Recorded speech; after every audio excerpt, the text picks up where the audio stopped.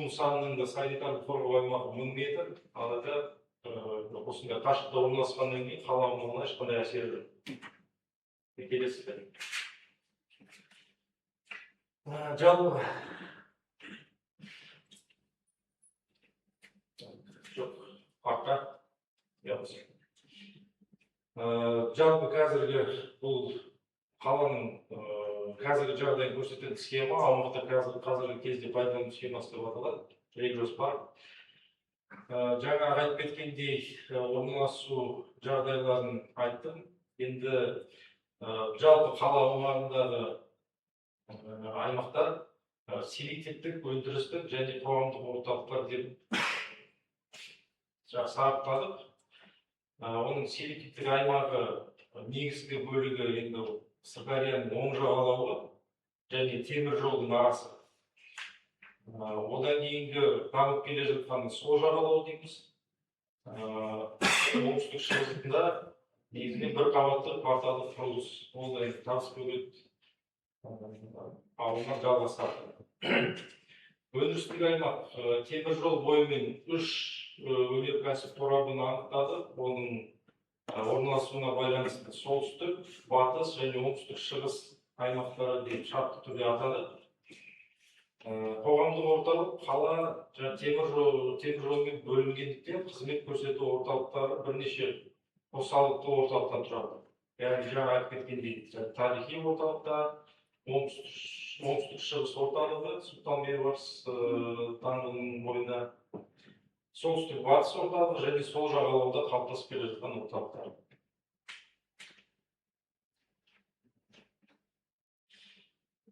Келесі слайд. Осы слайдта көріп тұрғандарыңыздай қала аумағына тиіп тұрған саяжай массивтері көрсетілген. Бұл өте үлкен мәселе. Бұл мәселені шешу үшін бас жоспар ұсынысымен Сабалақ, Ягодка, Орбита, ЛД5 және Абонит саяжай массивтері қала құрамына қосылып, қала шекарасына алынсын деген ұсыныс жасалды. Жобада сол ұсыныс айқындалды. Келесі. Енді бұл презентацияның келесі бөлімінде жалпы бас жоспарлаудағы, жобалаудағы қала құрылыстық шектеулерді көрсетеміз. Мына схемамыз аумақты қала құрылыстық кешенді бағалау деп аталады. Яғни бұл схемада біз көрсететініміз қаланың жалпы өсуіне, дамуына негізі болатын шектеулер мен басқа да факторлар. Яғни енді ең негізгі факторлар ол әрине өндірістік объектілер, жаңа айтып кеткендей зираттарымыз бар, зираттардың санитарлық қорғау аймақтары орнатылады 300 метрлік.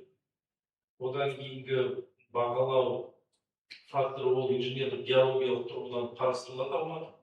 Яғни бұның басты факторы ол жер асты суларының тереңдігі. Енді көріп тұрғандарыңызда мына оң жағалауымыз сары түспен көрсетілген, бұл құрылысқа қолайлы жерлер. Бұл жердегі жер асты сулары 2 және 6 метр тереңдікте орналасқан.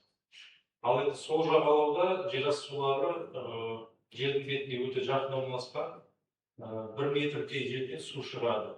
Бірақ бұл құрылысты жүргізуге болмайды деген сөз емес. Тек бұл жердегі құрылысты алдын ала түбегейлі инженерлік дайындықпен жасау керек. Яғни жер асты суларын төмендету, дренаждау және басқа іс-шаралар қолдану керек.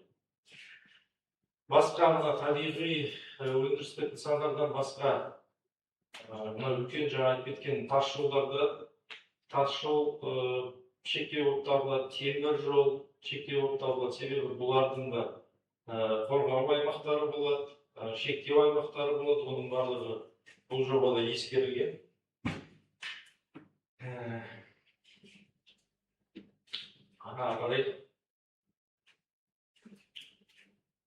Бұл слайдта көріп тұрғандарыңыздай Қорқыт Ата әуежайы қалаға қатысты орналасуы және әр әуежайдың өзінің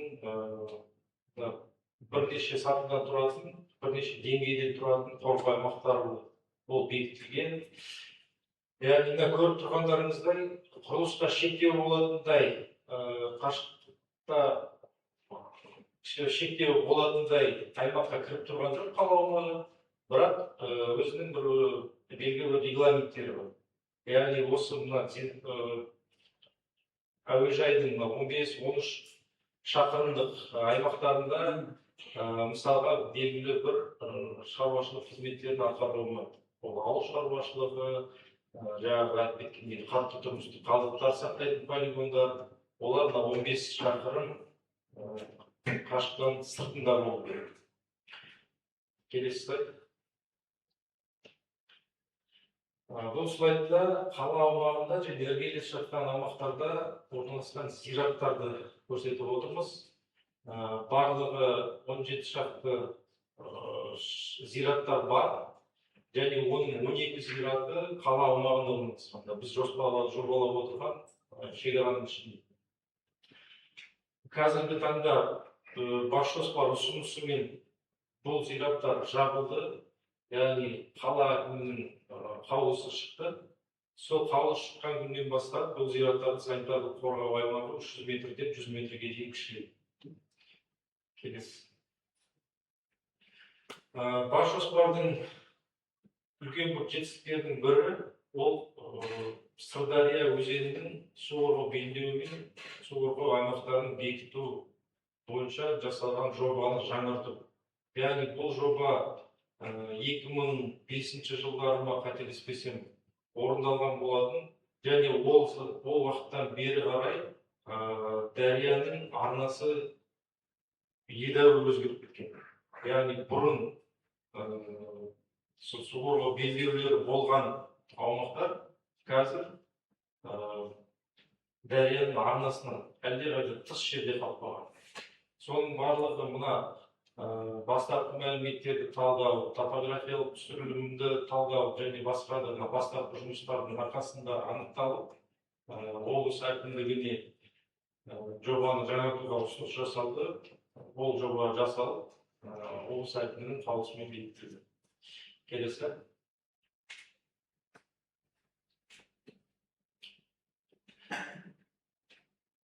Сырдария өзенінен бөлек қала аумағында бірқатар суару каналдары бар. Бұл каналдарда жалпы дариямен байланысы бар. Ары қарай бұл каналдардың суы жиналып, қайтып дарияға қосылатын жерлер бар. Сондықтан бұл каналдар, арналардың да су қорғау белдеулері орнатылуы керек. Кейбір арналардың белдеулері бар, оны Қазсушар мекемесінен алдық. Ал енді каналдардың барлығы басқалары басқа мекеменің теңгерімінде, ол мекемелерге де сондай ұсыныс жасадық. Соны жаңағы айқындайтын схеманың бірі. Ары қарай.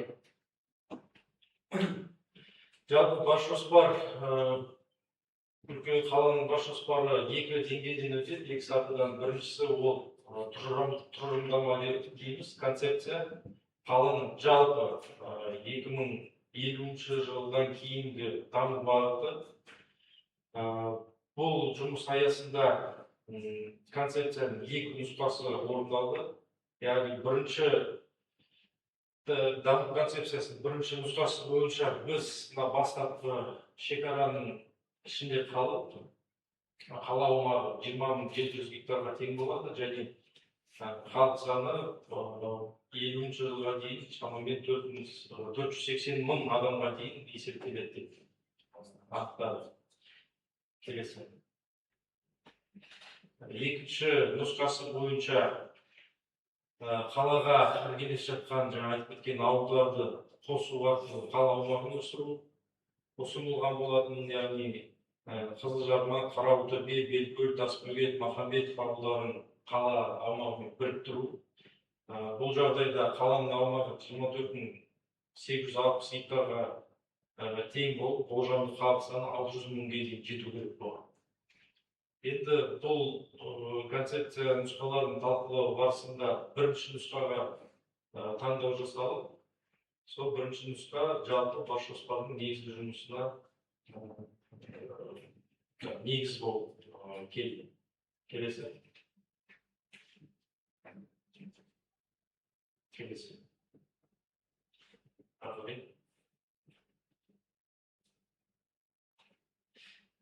Жалпы енді алдарыңызда көріп тұрған бұл бас жоспардың негізгі сызбасы деп аталатын сызба. Барлық шешімдер аумақтық жағынан, функционалдық аймақтарға бөлу жағынан осы схемада көрсетілген. Жаңа айтып кеткен жобалық мерзімдер бойынша бастапқы жылы 26 жылға нақтыланған сан бойынша 2805.540 адамды құрады халық саны. Бірінші кезек 2032 жылға 330.000 адам болады деп есептедік, және 2045 жылға дейін есептік мерзімге 450.000 адамға өседі деп алдын ала болжам жасады.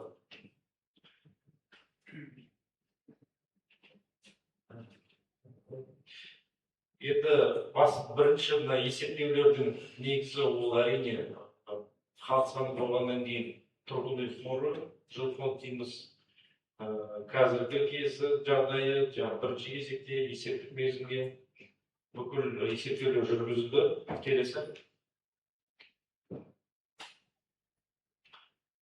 Келесі. Енді бұл слайдта көріп тұрғандарыңыз, бұл әлеуметтік нысандар бойынша бас жоспардың ұсыныстары. Енді атап айтсақ, балабақшалар қазіргі таңда 214 бақша бар екен қала аумағында. 2032 жылға дейін 32 жаңа бақша салынып 246-ға дейін жеткізу, және 45 жылға дейін тағы да қосымша 64 жаңа бақша салып, жалпы санын 310 балабақшаға дейін жеткізу көзделген.